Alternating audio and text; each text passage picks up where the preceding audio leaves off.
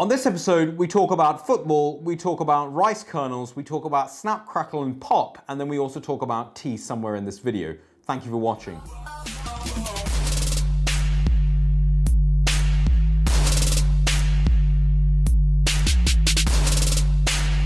Here's my two teas for the week. This is the T&T Show. Hello everybody, welcome to another episode of the T&T Show. I'm your host, Andre Silva.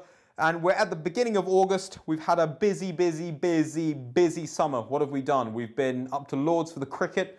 We've had Royal Ascot, not that we did a video on it. We've obviously had the US Open. We've had the Open at St Andrews.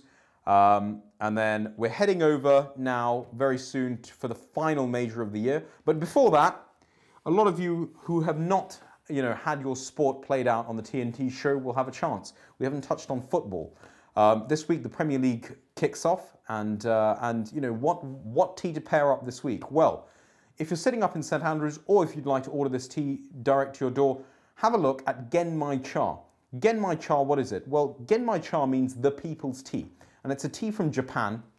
And if you have a look at the leaf, maybe Chowders is cutting it in. I don't know how he's going to do this video, but maybe he's already cut it in. But you'll see that Genmai Cha has it's a mix of sencha green tea, rice kernels and popcorn. Why have you put rice kernels and popcorn with green tea? Well, this tea, as it's known as the people's tea, actually was first invented by Japanese peasants, and it was actually made as part of a meal. So what they would do is they would buy a bit of green tea, they'd bulk it with rice kernels and popcorn, drink the brew, and then also almost consume it like a broth.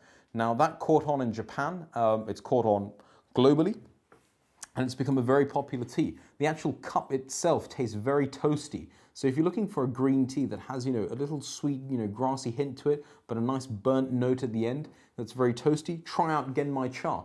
The Premier League is going to kick off this year. Who do you think is going to win at the end of the season? Obviously, it's going to be too early to tell, so that's a bad question of the day. Chowders, what would be a good question of the day here, mate? Give me a good question of the day. I've got one. Go on, then. The question of the day is this: who are you supporting?